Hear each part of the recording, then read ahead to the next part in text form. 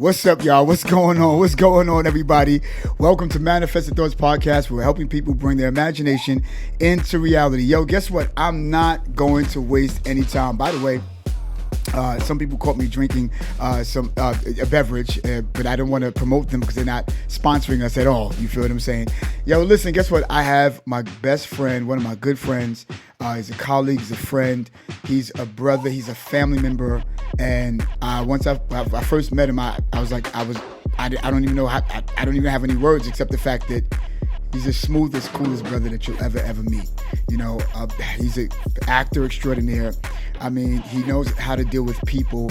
Once you meet him, you're gonna see. Once you meet him for the first time and you hear what he have to say, you're gonna be like, "Who is this guy? Where is he? Where can we find him?" He's excellent, man. None other than Mr. John Reinhold, and I'm gonna tell you, he's a good dude. But before we get started with that, I want to just simply say, welcome to Manifested Thoughts Podcast.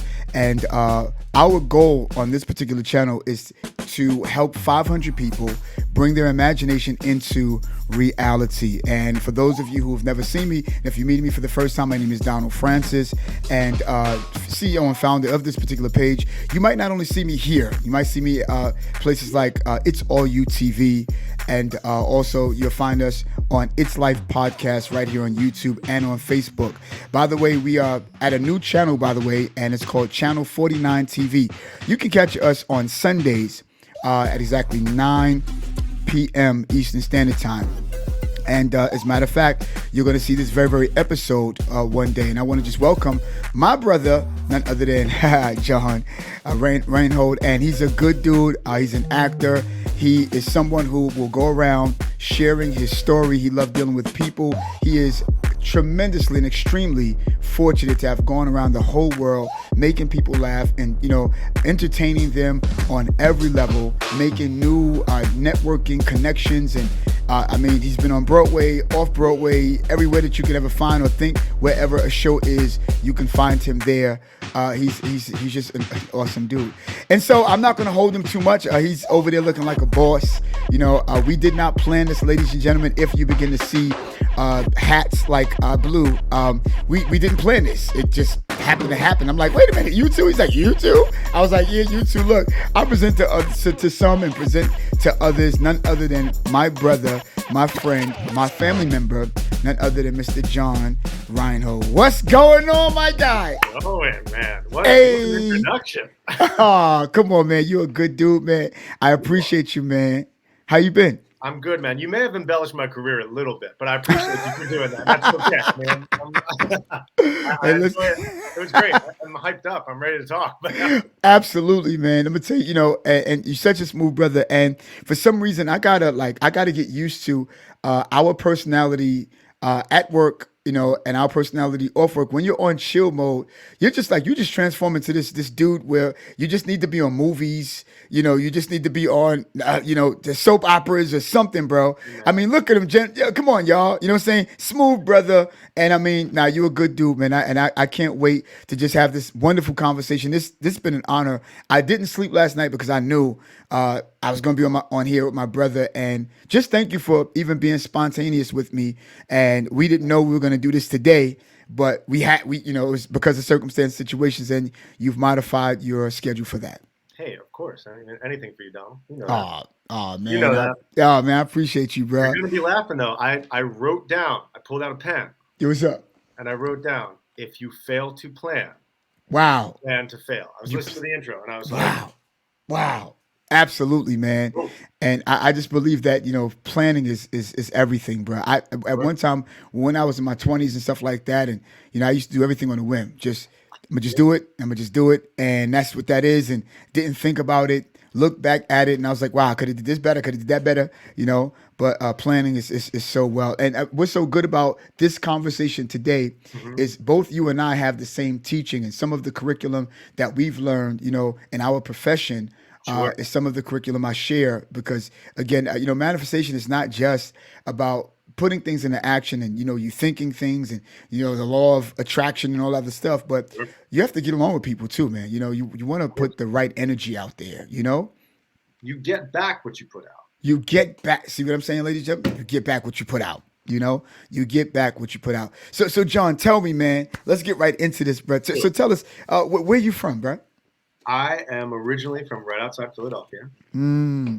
Spent my childhood there, but traveled up to New York often. So I've kind of have this hybrid Philadelphia, New York. Don't anybody hate on the hat. We did just take over first place. So Y'all did, y'all did, y'all did. I'm a Golden States fan, although I'm in New York, I but they're doing know terrible right now. And it's not even the playoffs yet. Don't worry. yeah, Once yeah, I the know, playoffs hit, I they know. know how to lose in the playoffs. So Yeah, just man. let them get it.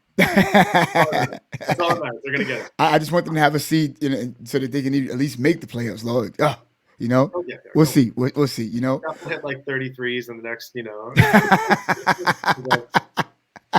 points. Great. Amazing. He did it again. Right. Right. So you're from Philly, okay? I'm from Philly, yeah. But lived in New York from like 2008 to 2018. Okay. Left to go abroad and do some singing and dancing and acting. Not so Wow. much dancing. I said that. I don't know why I said that. I'm embellishing like you did. No dancing. No dancing.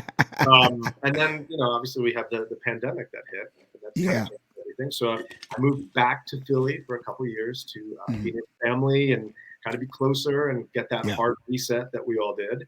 Absolutely. And then January of this year, I decided, you know what? New York is home. New York is calling me. Yeah. That rumble, that burning in my belly, and I was like, Yeah, man. let's go do it. Let's do this. So I'm back in New York happily, Yes. which is great. Yes. Yes, sir. Yes, Still sir. rooting for Yes. Philly though. No Knicks. Right, right. No disrespect to Philly. Yeah, man. But we're glad you're in New York, man. Thanks, man. And we need people like yourself out here. And so as often, you just said, obviously, you've been doing some singing, less dancing, of course, and obviously you are in the profession of being an actor and stuff like that. So when did you discover this great talent? Do you have anybody in your family that have been singing, dancing, acting, and things like that? Is it? Yeah, no lie. My dad is an opera singer, so that's why we have Wow. the New York connection. So he went to Juilliard, lived here with my mom. They had my sister. They were planning on having me, and my dad was kind of saying like, it's New York. It's the early '80s. Like maybe we should raise our kids back Yeah. where we grew up. But he kept the apartment, so he would come up a lot, and we would come up a lot if he was performing or he was doing anything. We would come up and be in New York. Um, and then, I mean, I had no inkling to do this whatsoever, Donald. At Right, all. right, right. Growing up, it was all about football, basketball, baseball. I was an athlete. They would drag me kicking and screaming to music. Like Wow. I wouldn't go. I hated it. Or I'd sit there, I'd fall asleep, or Right. it was not for me. And then, crazy enough, I wanted to be an orthopedic surgeon. That was like Wow. first thing I ever wanted to do. I was like, you know what? I know that I'm too small to be a professional basketball player. I'd be destroyed on a football field. Wow. What else could I do? I can't Wow. fix injury. Like how Yeah. can I help? What can I do? Right. So I love that. It was a goal of mine. And Wow. fair enough. One day my dad he was actually doing an off Broadway review with an old friend of his, and he was practicing. And his studio was in our basement at the time in the house that I grew up in. And there was like a bathroom and shower 3 rooms over. And he was practicing. I was in the shower, and I thought I was making fun of him singing. So when I came out, when I was all, changed and everything, he said, come here for a second, just humor me.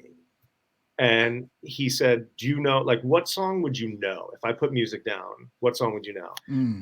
And what's really funny is, to anybody who's a theater lover, Right. I said, I know this song that your students sing all the time, and it's a song called Anyone Can Whistle. It's from a Stephen Sondheim musical, right? So it's Wow. Sondheim. It's tough, right? Wow. Wow. And he goes, okay.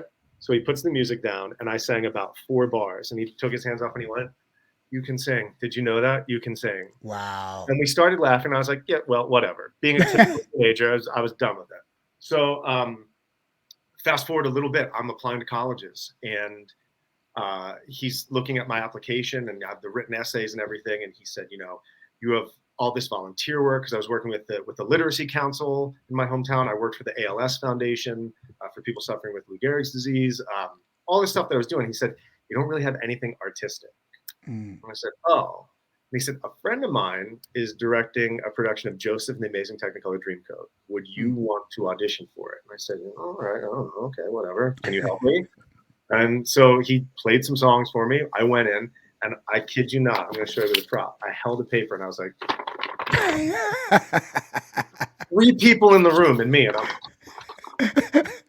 by some grace, I think they felt bad for me, and they said, "You can be in our show." And I played one Wow. of Joseph's brothers. And Wow. night 2 of rehearsal, I came home and I said, "Mom and Dad, I want to be an actor." And Wow. my dad said, "Well, we have some work to do." So I started learning monologues and songs, auditioned for 2 schools, Mm. got in, chose my school, went to school for theater, and I've never Wow. looked back. Yo, listen, that's all. That's amazing, bro. That's amazing, man. And it's amazing because it's so funny. I can sort of kind of concur through somebody else. There was a young lady who was at the time back then. You know how you have puppy love with your girlfriend, and she was the one I thought that was to sing, because I play piano. By the way, been playing for over 30 years, and uh, How but you doing that time I for 30 years when you're 28 years old? Oh, see, that's why you my guy. You're my guy. That's why you're my guy. You How you see? doing? Come on, man. Come on. And now you got me with that one. You got me with that one. You got me. You know. So, it's so funny because at that time I was still dabbling, on the piano and stuff like that, not really being serious. But I thought the 3 chords that I knew was gonna take me somewhere. You know what I'm saying? And there's only 3 chords that I knew at the time, anyhow. But she began to sing and stuff like that. But her little sister would always be around. She would just sit there, just sit quiet. We didn't think anything about anything that she would do, anything like that, because she was always sort of kind of getting in trouble. It was sort of like the one that's in the way or whatever the case may be. But one day, out of nowhere, she just opened her mouth and began to sing. And I looked and I says, "Wow, I thought it was on my girlfriend at the time, but it was on her little sister. Like she blew us away." So I could understand that, like out of nowhere, how your dad is like, "Wait, you and me sing this again?" Yeah. Well, you can sing, dude. And it's amazing the hidden talents that we do have that we sit on and we think that it's so natural, but it's amazing everybody else, bro. Wow. But Well, that's an and amazing so stuff. from, I never sang a day in my life to I've never not sung a day in my life since that day. That's I crazy. mean, when you That's think about that, crazy. it changes like that. Yeah. Yeah. Yeah. A day. you Yeah. know? Well, and Wow. that was one of the things I think you and I talked about it a long time ago. Yeah. One of our first conversations was that so often I think people are misled by this idea of overnight sensation or somebody just fell into it. Yeah. Well, Yeah. maybe it's an overnight sensation to the person who's watching the person achieve it, but you Fa- don't know the steps behind what that person did to get there. Absolutely. Say that. 98% of people did not just fall into something overnight and all of a sudden they're like, hey, Right. I'm a Right. man. They've worked hard. I think they love the fact that people are like, hey, you just did it. And they're like, yeah. And not about the 10, 15, 20, 30 years they put into yes. working. Yes. In Yes. my own field, one of the people I always think that's absolutely amazing is Bryan Cranston of Breaking Bad. Hmm. Right? Love him. Yeah. I actually just the other day, a friend of mine sent a video of him, and he's a very enlightened individual, no matter what, Wow. whether it's with his craft or just in life, right? Mm. And he was kind of talking about his life moving forward. He said, as a young actor, I did some things. Hmm. As a little older actor, 10, 15 years into it, Yes. I was playing bit parts on TV shows, and it afforded me a very middle class lifestyle. It paid Mm. my bills socioeconomically. I was Wow. at a certain place. Wow. Then at 40, I was cast in a show called Malcolm in the Middle. And Mm. he was playing the dad, and it was on a major network, and he was making a paycheck. And at 50, he was cast as Walter White in Breaking Bad, which is his, most famous role. People regard that as one of the greatest characters ever on television. The man was 50 years old, so he did what he knew he was capable of Wow. and what he wanted to do. And Wow. now think about it. You say Bryan Cranston, people say, "Oh, he's the best actor out there." Yeah. Well, of Yeah. course, Of course. but he did so much stuff. You look back through, he was working nonstop. Walter White wasn't the first thing he ever did. That's the only thing we talk about, really. I Right. mean, most people would not bring up Malcolm in the Middle Absolutely. Right. before Walter White, right? So it's the work, and I'm thinking back on your intro, everything that you were saying, vows, putting the Mm. work in. Yes. I Yes. said to you before we came on air, I brewed some tea, right? If anybody drinks yogi tea, this is not a shameless plug, but if yogi Shout out. tea, make sure Donald gets this. But it's a big cup, so I brewed 2 tea bags. Don't Yeah. judge me. Yeah. And it said, my 2 tea bags said, the first one says, the universe is within you, bright and beautiful, right? Potential. That's what we all Yes. have. And then the second one said, even a journey of 1,000 miles starts with the first step. Wow. So Wow. that's what you and I have talked about at Absolutely. length, right? So Absolutely. you can manifest all you want. You can sit there and dream, and you can sit there and say, I'm gonna do this. But my question would be, when are you gonna do this? Right? What's gonna make you take that first step? Let's go. Because you can think about it. And yes, you do have all the power within you to do it. Uh-oh, Donald, did I lose you? No, I'm just letting you have the floor. Oh, okay. All right. You let me go. Okay. So my main thought with this is I think people, when they're manifesting, they want to find the inspiration, right? So what will inspire me to do the things that I need to do? And I think people get it backwards where they think if I'm inspired, then I'll act on it. And I say, no, act on it to become inspired. Action equals inspiration, right? Take the step. Take that first moment. You said, did you think about living beneath your means, saving your money to take that first step? Great. You want to get in shape? Did you do the first push up? Because it takes one to get it going, right? Do the sit up, take the step. You know, you want to change your eating habits. Maybe you say, hey, I want to be vegetarian. Well, what was the first thing you ate? How do we do this, right? But I think it's the fear of taking action. It's the fear that cripples, right? Because, yeah, we sit around as humans. We sit around all day and we dream about what we want. I want a bigger house. I want a fancy car. I want a suit. I want a watch. I want my career. I want a family. I want a spouse. All of that. But what's holding you back?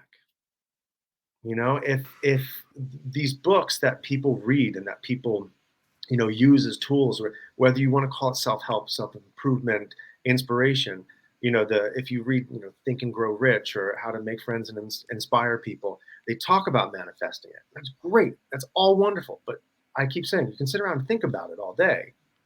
And I think people get confused because they say, well, if you want to be a billionaire, live your life like a billionaire.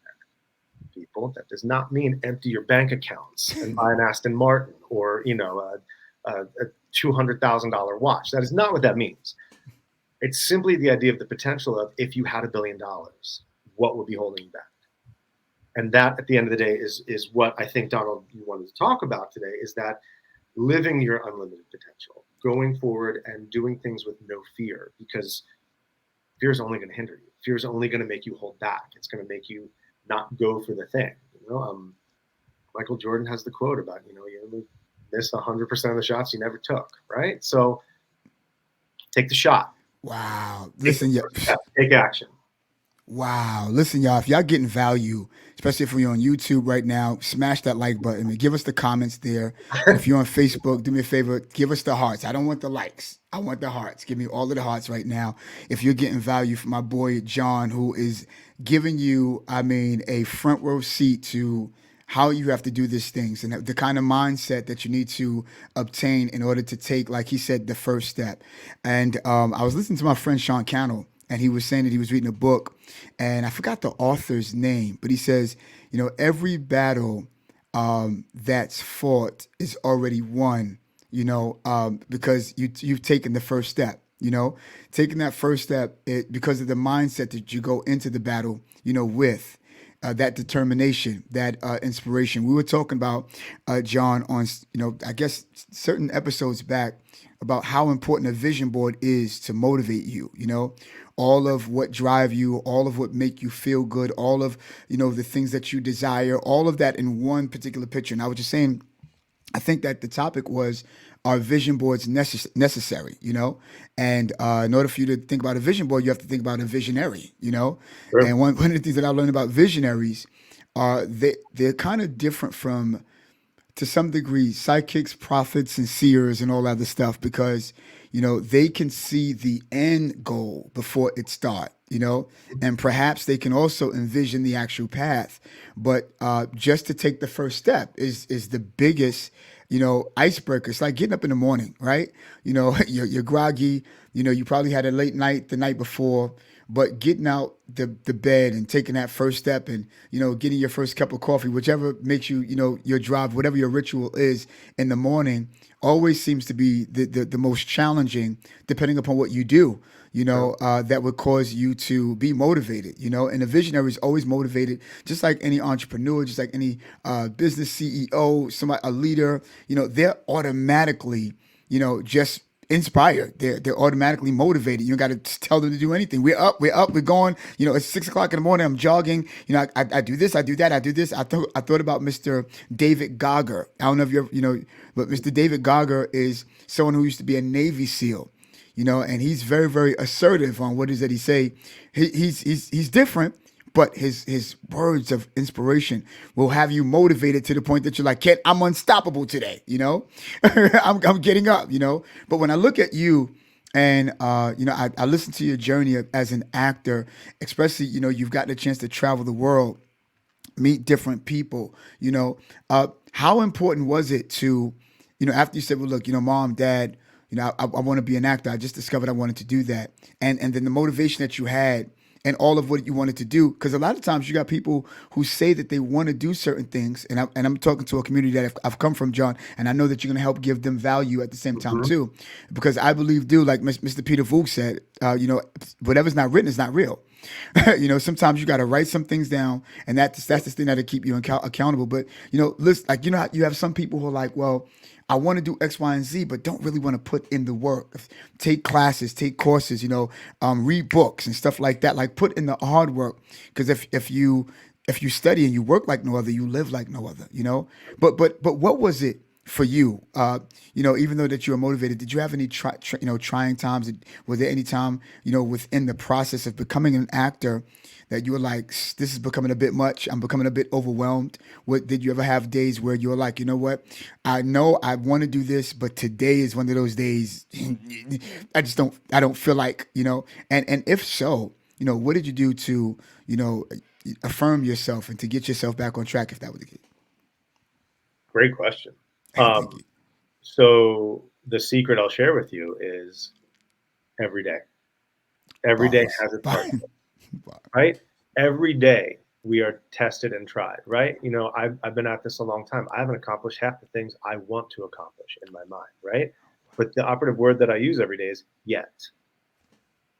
And I live in New York City, best city in the world, hardest city in the world to live in, because it will beat you down, it will drag you out, and you will feel defeated each and every day. Something happens, a train's late, somebody acts out, you're having a bad day, work is tough, that always happens, right? But a friend of mine a long time ago, and because listen, in my profession or any profession, like, whether you're an actor, whether you work in an office building, you're in hospitality, it's all the same thing, right?